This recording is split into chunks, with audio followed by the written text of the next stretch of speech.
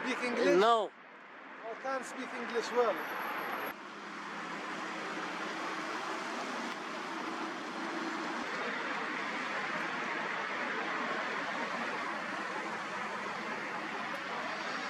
So nice.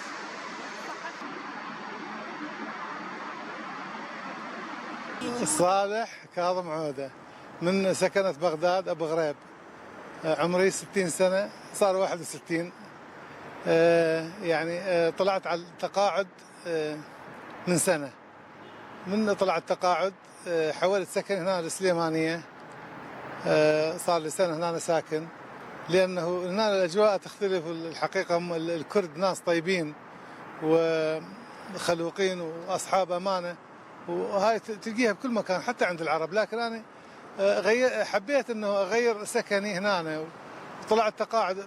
بصراحة راتب التقاعدي لن يكفي، رغم أنه أنا خريج آداب لغة إنجليزية وكنت موظف بالدولة. راتبي قليل لا يكفيني، لذلك عندي أطفال بالمدارس كلهم، معظمهم بالمدارس كلهم أو كلهم 6 أطفال بالمدارس، لذلك يحتاجون يعني إلى صرف. اضطريت أن أعمل هذه المهنة.